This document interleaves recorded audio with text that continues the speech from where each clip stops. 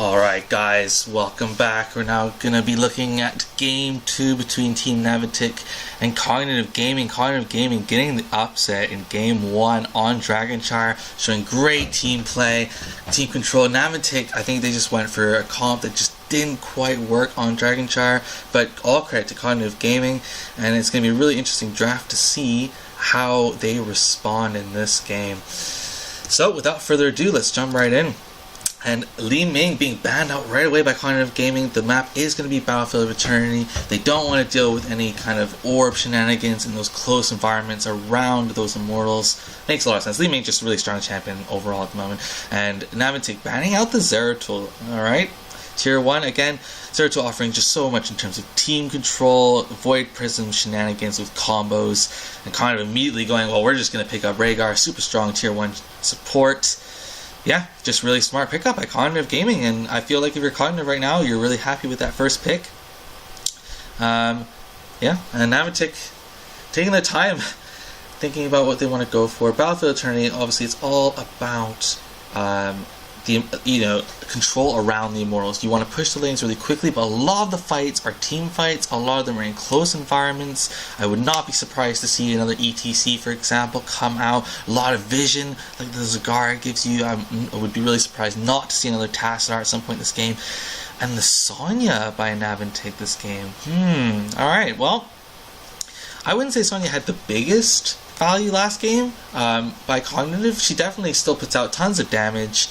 It's just a nuisance. I feel like there is counterplay to her, especially on this map, because of all the chokes. If you can just isolate her or stun her in place in those chokes, I feel like she's a little bit susceptible, but we'll see. It's still early days in terms of the draft. So how does Cognitive want to deal with this? They go for the Greymane. I feel like Greymane would have been, for me, a better pick over the Sonya, but they wanted to go for the Sonya. A lot of teams really prefer that Sonya in their team comp, really valuing it really highly. It's really interesting to see. But Cognitive going for the Greymane, I think they'll be totally happy with that. And the Jaina. Okay, so pairing it with the slows, yeah, makes a lot of sense. Again, if I kind of mentioned it last game in Game 1, where if you can slow Sonya down, it doesn't count as a stun or a disable, right? It kind of just slows her down, keeps her in place, and with the Wrath of Berserker, she can't put out the damage if she's just too slow and can't get to the targets that she wants to get to. So, bans now for Naventic. I feel like, who are they looking at to ban? Taking their time, thinking about it.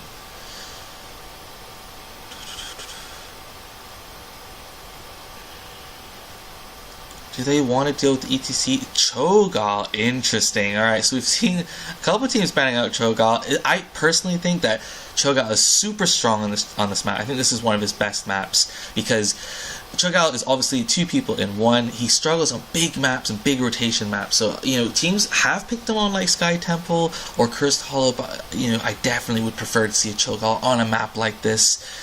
But it's still interesting. There's still a lot of counterplay you can do into Cho'Gall, especially if you pick him up really early. But Naventic just like, we don't want to deal with this. No more of this craziness, shenanigans. Let's just, keep it to our style, how we want to play. So just banning it out right away. And Cognitive banning out the Tassadar. That's a really interesting ban, and I really like it. They already have a Tier 1 support in Rhaegar. They're like, who are you going to pick now, Naventic, for your support? You maybe were looking for that Tassadar Sonya, to pick up, and now you can't pick up that Tassadar. I really like that ban, and you can tell Cognitive had been thinking about it for a while. They banned it out really quickly. So, Naventic, backs on the wall. They lost the opening game. There's still a long way to go.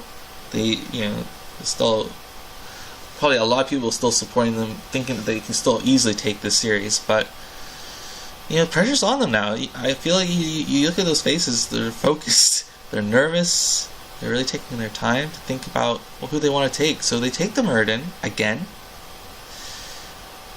I mean, he's just a strong tank. There's no, you're not going to win or lose a game by picking a Muradin, I would say.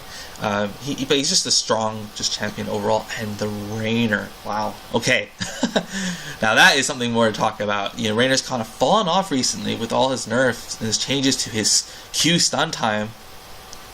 And I just feel like, especially on this map as well, it's an interesting map to pick Raynor on, because for me, when you playing Raynor, his stacks on his Seasoned Marksman is what really drives him late game. Putting out loads of auto attack damage, and obviously on such a map where there aren't really pushes, you're not going to get those Seasoned Marksman stacks. So I feel like his late game, they're not aiming for a late game Raynor powerhouse. That's what they're not looking for by picking that Raynor. So it's an interesting pickup. And on the other side, we see the Falstad, the disengage. I like it against the Sonya. If there's ever a Maw that goes down, you can just gust after it, keep everyone back, keep the Sonya away. And the Joanna, and again, if you're picking a Raynor, one of the weaknesses is he's almost completely auto attack based. So if you haven't picked your tank yet, and you can pick up that Joanna, it's a strong pick. The blinds offers a lot of zone control. Excuse me, a lot of zone control, and some more stuns. I like Cognitive Gaming's draft. They've picked a good disengaged team. They have a lot of damage that they can still put out. They have a lot of control with the Jaina, a lot of control and poke with the Greymane. Great disengage with the Falstad. Joanna's can really keep everyone at bay, and we see the Morales. Okay, that isn't as surprising once they've picked the Raynor, because they knew, and I wonder if that's a response to the Tassadar ban. They were like, right, we need some damage, we're going to go Raynor, we need a support, we're going to go for Morales. That's what we're comfortable with. And obviously, Raynor gets a lot scarier if he's got a stim drone on him with that movement speed and the attack speed buff. I mean, it's going to be hard for them to get on to the Morales, but if they ever do slow her down, she is vulnerable, and this is the kind of map where you can flank a little bit sneakily around corners. So Morales, she's a champion that positioning needs to be perfect. It needs to be on point. And if you look at Cognitive right now, they look comfortable. They look focused. Well, Naventic, they look a little bit scared, if I'm honest. But they're by all means, they can still take this series without a doubt. They are fantastic players. So it's going to be interesting.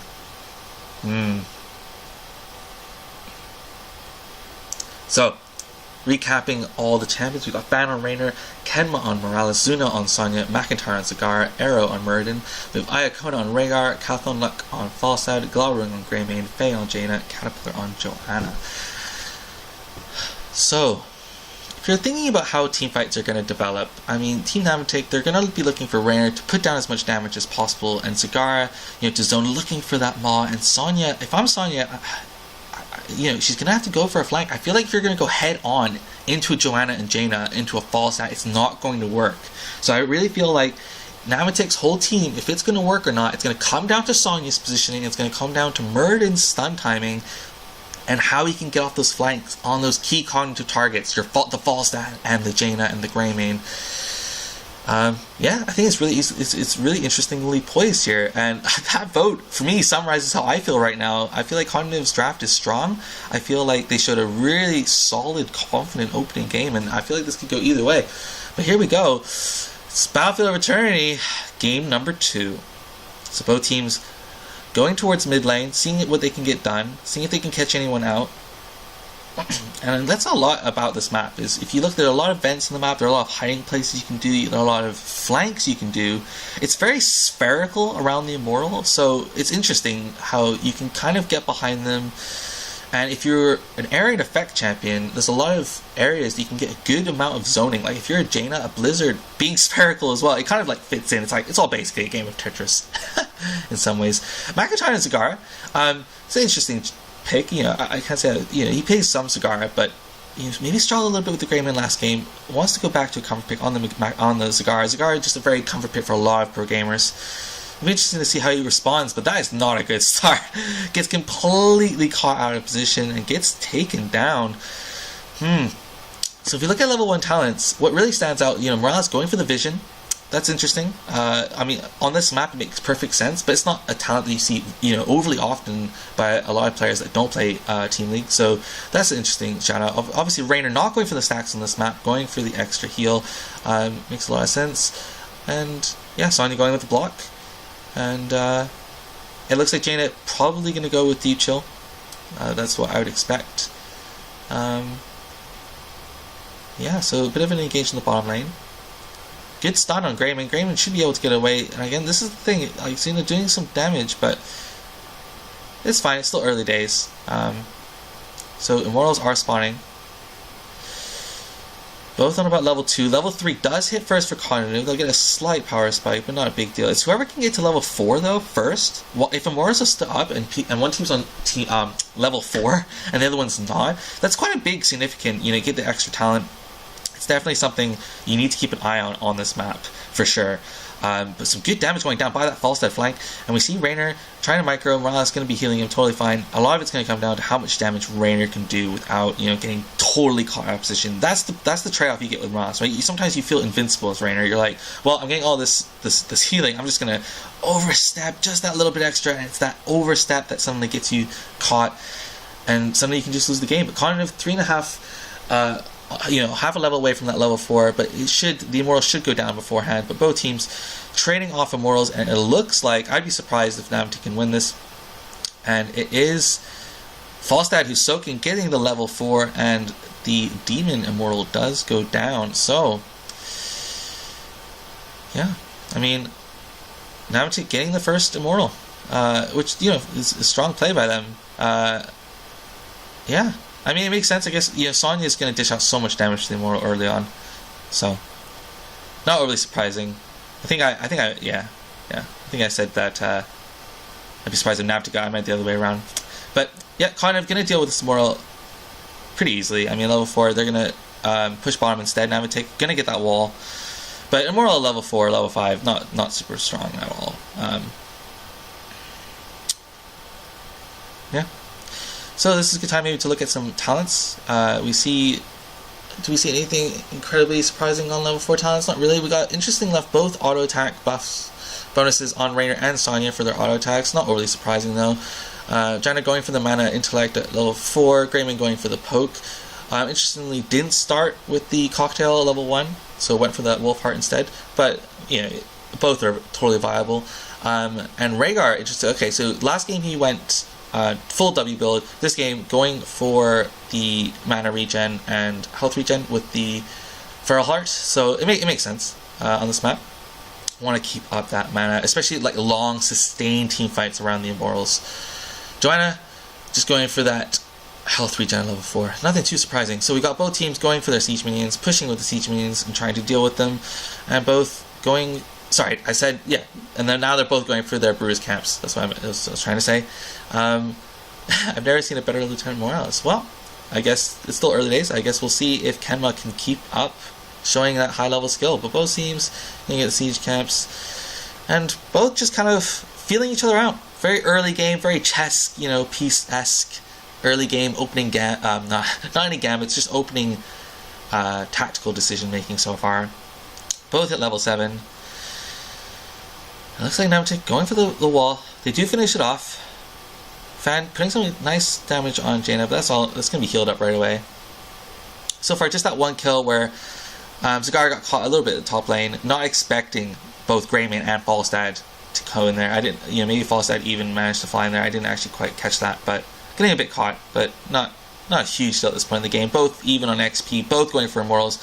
But here we go. Here's the first real fight. So Naventic trying to defend their Immortal, while Cognitive putting some pressure on. You see the stun, and I feel like this early, Morales is really supreme this early with the Raynor, and I feel like Naventic are going to control Immortals early on.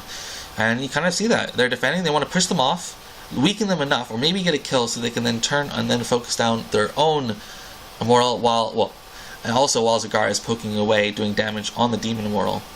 So, grouped up. Cognitive, if I was Cognitive, I'd go back to soaking. They're not going to win this Immortal, and that's exactly what False is, I think, trying to do. He's gone to the top lane, he's going to de-push that wave. Cognitive doing their best they can to try and win as much time they can defending their Immortal, but they need to be really careful, because if someone does get caught here, it's level 7 talents are available now, and the push, you know, we're getting to the point where Immortals are actually going to start to do some work now to, in terms of siege damage, so they need to be a little bit careful not to get caught out. But Greyman going for it in the bottom lane, and, you know, Naventic are aware of this, but it looks like they're still going to try and fight. No, a bit of hesitation. They decide, alright, let's go defend our Immortal a little bit. Let's keep things steady. Both level 8. Anything to mention in terms of level 7 talents? Jaina going for the cooldown on the Q. That's interesting. Something to definitely mention. And yeah, Rhaegar does have cleanse. Really important. Scar getting stunned. A little bit sloppy. Murden, again, just both teams kind of filling each other out. And this is the problem with Battlefield of Eternity. It's the kind of map where there is a lot of downtime. Both teams, they have to really look for that opening or that misplay. Or else it's really hard to actually, do a lot. But here we go. Naventic pushing into the Immortal. And it looks like Rhaegar really, he has to back away. He's slightly too low and has too low mana. Same with Jaina. And finally Naventic do manage to get the Immortal. That war of attrition going towards Naventic. So we'll see how much damage they can actually do in that top lane. They decide to push with the Immortal this time. Makes sense. They got the wall bottom last time. The Immortal has a lot more health and a lot more damage now. Now's the time where you want to push with that Immortal. Yeah, they got a good wave as well, supporting the Immortals. They'll definitely get the wall. I wonder if they can get the fort on top of it. Cognitive, still a fair way away from that level 10, so it's not going to factor into this fight. Fort taking a lot of damage. Joanna trying to poke in, getting stunned out. But Murden getting continuously healed. They're going to have a real hard time actually doing anything on that backline. Raynor, Zagara with Morales healing them all up. And they do manage to get the fort before the Immortal gets taken down. It's a good win for Naventic. They're going to get the level 10 off getting that fort. And Cognitive, they're just going to pull back, soak until they're 10, probably go get Siege Camp bottom. Makes a lot of sense. While Naventic went top, obviously, because they were pushing top lane, so it's the closest one for them. So, will Sonya try and disrupt this? I don't know. Right now, obviously, it's hard for her to know exactly how many members are down doing that siege camp, and I like how that they have a little trap there, Cognitive, showing that it's only Greymane doing the siege camp, guys. I promise. Oh, and Sonya face checking a little bit early there, but Zuna is going to get healed up by Morales, and Cognitive are now level 10. The gust does come out. We got Ring of Frost by Jaina, doesn't really hit anyone, and Ancestral does get used really early on Greymane. I mean, the problem is Greymane is so low on mana. I feel like that's a little bit of a mistime in Ancestral. It's a big cooldown, and I feel like it was maybe a tad bit unnecessary, but better be safe than sorry if you're Cognitive. I like their style of play at the moment. Let's just be safe and not do anything drastic. Better be safe than sorry. But it does mean that Naventic are in complete control. They're going to do a lot of damage on this fort. They know Ancestral's down. They know Ring of Frost is down. They have all their heroics still up. Basically, Wrath of Berserker is about to come back up, and it's almost always up for Sonya. So not a big deal. And yeah. A little bit of wins here and there on this kind of a map go a long way, and I like how Naventic are playing this. They're not, you can tell they're not tilted from last game. You could tell towards the end of last game they were a little bit frustrated. You could definitely see it in their play, but they've picked comfort. I'd say more comfort picks this time round. They've picked a style that is very safe and methodical, and I like that, especially on this kind of a map. But we have level 10s now. And now is where Morales needs to be, a little bit more careful. She's much more susceptible to that, burst damage if she's not careful, obviously, with those heroics now available. And here we go. We go back to that war of attrition. Both teams trying to exploit weaknesses in the other. Falstad putting some Qs down. Murden trying to stun. Raynor just doing a bit of an auto attack here and there on the Immortal, putting a Q down. But that's about it so far. Both about, halfway through level 11. They know they're far away from level 13. There's no real play in terms of XP that they can do for this Immortal. But that's both siege camps still pushing. But, bottom one is going to fall. Can Zagara deal with the top one beforehand? All of Cognitive are grouped mid while Zagara's out of position. Can they use this to their advantage? No. I thought Joanna was going to go in maybe there, but deciding better of it. And it looks like Naventic are going to get level 12 first. And if they can hit 12 before the fight, even though there's no talent buff, all your talents do more damage, right? So if you can ever get a slight... Oh, Joanna just goes in. Great timing. Ring of Frost. There's the opening. And yeah, I mean, Raynor, that's what I'm talking about. If you get caught out of position, if you step over just a tiny little bit, getting overconfident with that Morales, that Joanna stun into a Ring of Frost, and suddenly you are just going to get melted. And yeah. Naventic now have to really be defensive. They'd be really careful. Raynor is their continuous damage, so unless they're going for a complete burst here, they're not going to be able to win any kind of trades. And you can tell with all that Jaina poke and all that Greymane poke now available, and Greymane's just going to get scarier. Jaina's just going to get scarier as well. Yeah, it's pretty scary to deal with. It's annoying to deal with. I'm sure everyone's had to deal with it before, and It's annoying. So, Raynor is back though now. Ooh, that's stun Morales. Obviously, calling to slightly out of position, Falstad not there, so they're not going to go in on it. Falstad does fly in though. Joanna taking their time. Falstad is kind of flanked, and I like the idea with the Gust, but it didn't really accomplish too much. Raynor is going to ult, and suddenly they're kind of zoned out. They need to be careful. Fan putting a lot of damage in the Immortal. They do get it to halfway, so the Immortals are going to be repositioning. I feel like, yeah, Naventic are just going to go for the straight up burst here, and I feel like Naventic are going to win this trade quite easily. So it's an interesting decision for Cognitive there, just to try and trade. I feel like mana wise, Cognitive had an edge there. If they tried to do maybe the War of Attrition a little bit longer, they could have done a little bit maybe with that, and they had all their heroics up, but deciding to trade. Deciding to better of it, going for the soak, we can deal with the Immortal, let's just deal with it then. Maybe they were a little bit scared of a level 13 with the push, but I feel like, they're going to get the fort anyway, Naventic, so they're going to hit 13 with this push, and yeah, you just got to question a little bit Cognitive's decision making there, because now it's going to be that much harder to defend an Immortal at your keep wall, while you're not 13 and enemy team's 13. Well, I feel like if they just dragged it out and they had gotten 13, it would have been easier to hold, but, now they have to deal with the situation at hand, and the Immortal doing a lot of damage. Falstad is in a flanking position. They do hit level 13. Here's going to be a Gust. Gust comes in. Good Gust. Sonya kind of caught, but again, it's just Sonya and Murden. None of the real squishies in the back line. Joanna kind of gets caught at the front and does go down the assist a little bit late. And now this is definitely going to be the key for Naventic without a shadow of a doubt. Immortal only half health. I'd be surprised if they go for core here, but that whole level lead now. They've got the keep bottom, and this is the kind of map, it's very snowbally. If you get a keep down, those War of Attritions now you've got catapults pushing in the lanes as well. They're going to push even harder, and it just becomes harder and harder to drag out those fights. And I have to say, I think Cognitive should have waited for that level 13, if I'm completely honest. I feel like that was a bit of a misplay, but they're still in the game. They're not out of this yet by any means. Both teams going to go for their bruiser camps, going to go for their siege camps. Well, I say both go for the siege camps. Naventic got bottom siege, while Cognitive could only get their bruisers, and there might be a little bit of a contestation for those top siege minions. Joanna checking the bush, going to C, but this is really risky by Cognitive. I do not know about this. I mean, they don't know where Naventic's vision is right now. They know they just finished.